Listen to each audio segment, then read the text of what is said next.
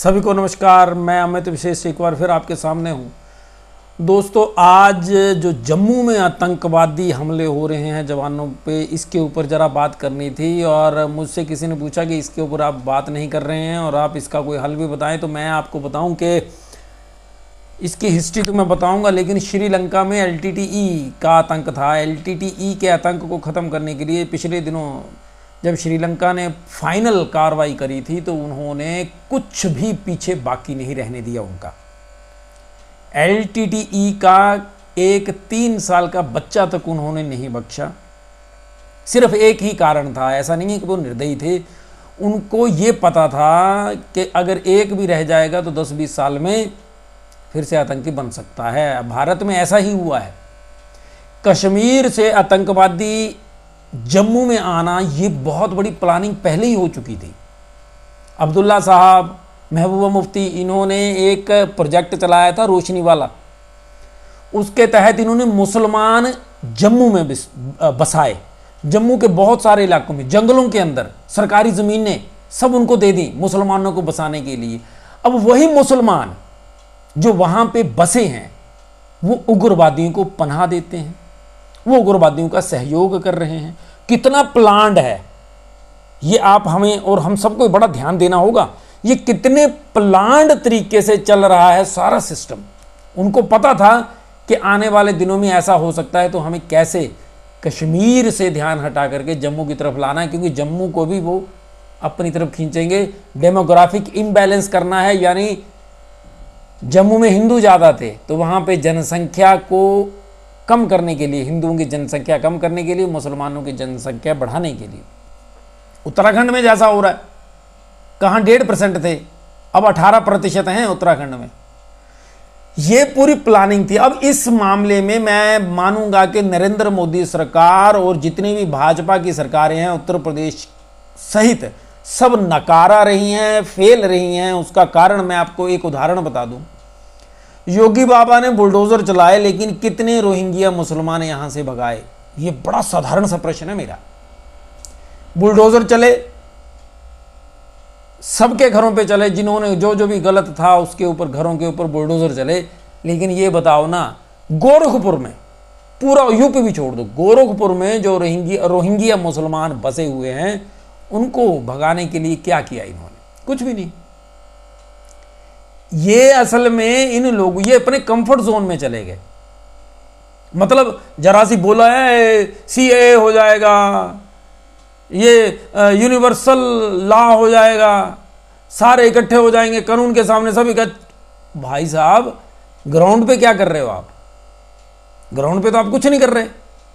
Ground पे आप अफसरों के पास, और चापलूस अफसरों के घेरे में बैठे हुए हैं सारे के सारे।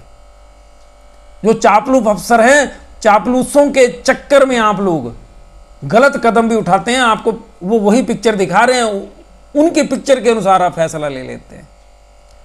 आपको कांटेक्ट नहीं कर पाता साधारण इंसान, साधारण नागरिक आपके नजदीक नहीं जा पाता।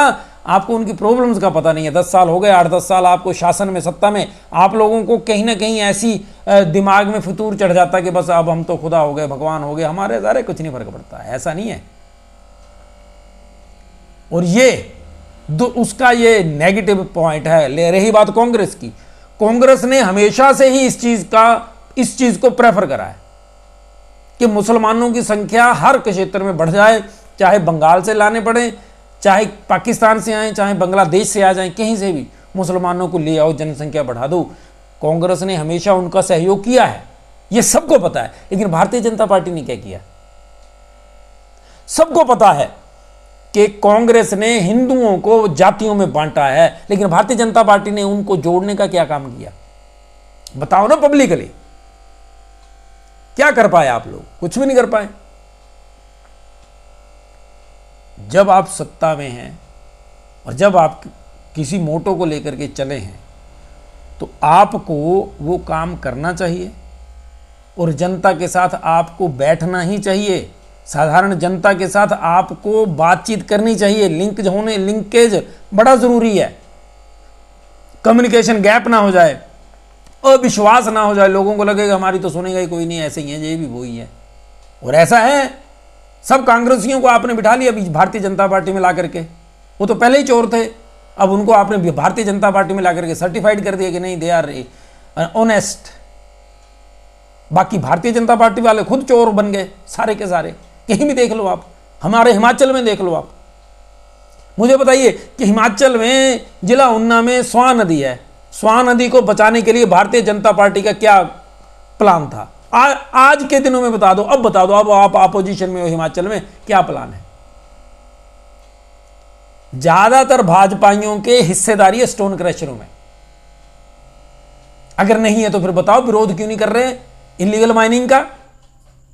क्यों नहीं विरोध कर रहे? फैक्ट्रियों का जो गंद डलता है स्वां नदी के अंदर, क्यों नहीं विरोध कर रहे हैं? जो शहरों का सारे गंदे नाले स्वां नदी के अंदर फेंके जा रहे हैं, नहीं करेंगे ये, क्योंकि सत्ता लोलुप बन गए हैं ये भी। अब दुखद जनता के लिए प्रॉब्लम ये है कि जिन पे विश्वास करके हिंदू हिंदू करके इनको वोट दिया कि ये तो हमारे यहाँ के रहने वाले हैं, ये तो हमारे देश के हैं, ये तो हिंदू हैं, ये हिंदुस्तान के लिए ईमानदारी से काम करेंगे, तो ये तो सबसे बड़े डाकू बन गए।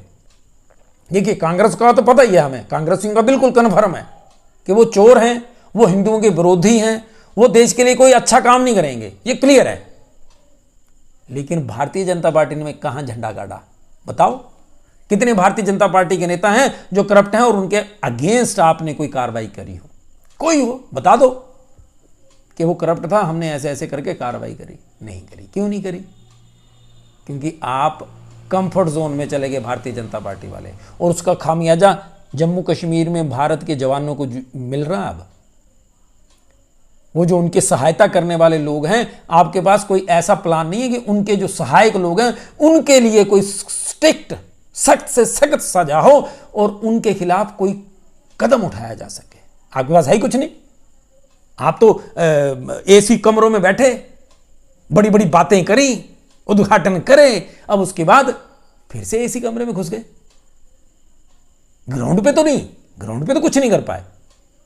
हिंदू हिंदू हिंदू। एक भाई साहब मुझे बोल रहे थे कि जी इन्होंने इसलिए ये जो अग्निवीर वाला चलाया क्योंकि हिंदू बच्चे, ताकि हिंदू बच्चों को हथियार चलाना आ जाए। अरे भाई साहब इतनी मूर्खता मत फैलाओ। 1 लाख से ज़्यादा बच्चा भर्ती होता था पहले अग्निवीर से पहले, अब 40,000 बड़ी मुश्किल से होते हैं, उससे भी कम है। ये किसको बेवकूफ़ बना रहे हैं आप लोग?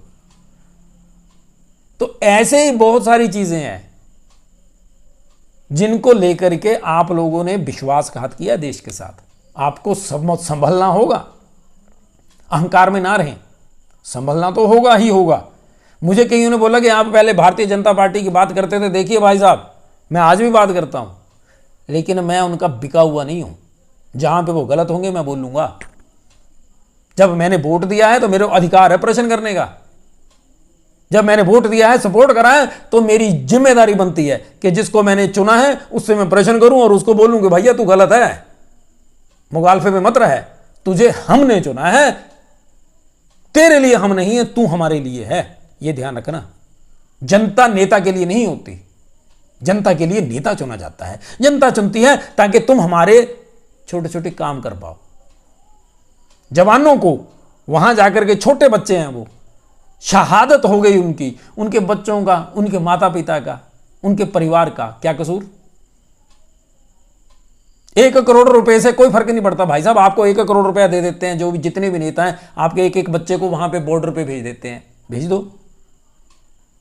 इसके लिए दम चाहिए, जिगरा चाहिए, गुर्दे में दम चाहिए, और वो साधारण बच्चों में होता है, ये आपको भी पता है।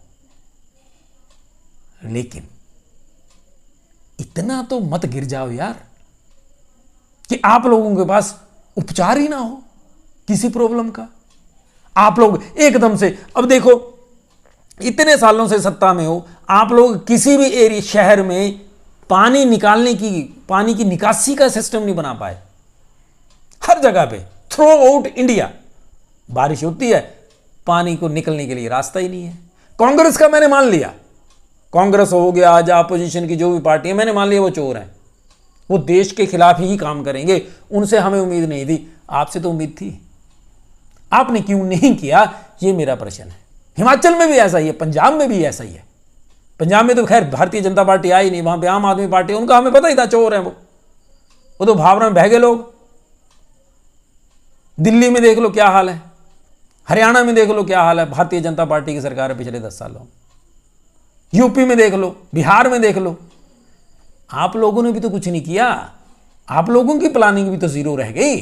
फिर आप पे विश्वास क्यों करें, ये जवाब दीजिए। बड़ा दुख होता है जब हमें उन लोगों के खिलाफ बोलना पड़ता है जिनके हम कसीदे पढ़ा करते थे।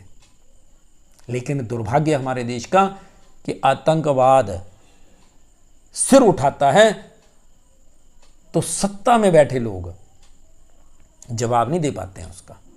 कोई सोल्यूशन ही नहीं है इनके पास, प्लानिंग ही नहीं है। प्लानिंग होती तो बोलना ही ना पड़ता। ये लोग रहे दूर लोगों से, लोगों की प्रॉब्लम्स से। ये रहे सत्ता में, ये करते रहे एंजॉय। जैसे हमारे यहां स्पोर्ट्स मिनिस्टर थे, ढीले का काम नहीं किया बंदे ने हिमाचल में, खास करके जिला ऊना में ढीले का काम नहीं किया उसने स्पोर्ट्स के लिए। लेकिन स्पोर्ट्स मिनिस्टर थे। आज भी छाती चौड़ी करके चलते हैं क्योंकि लोग प्रश्न ही नहीं पूछते हैं। कोई प्रश्न पूछे, वोट दिया है तो प्रश्न पूछना हमारा अधिकार है और हमारी जिम्मेदारी भी। और ये प्रश्न तो पूछे जाएंगे, कब आतंकवाद रुकेगा। और आप सबको पूछना चाहिए। अब हमने उनको सत्ता दी हुई है तो प्रश्न पूछना भी हमारी जिम्मेदारी है, नहीं तो हम भी गद्दारों के लिस्ट में शामिल हो जाएंगे। जय हिंद, जय भारत।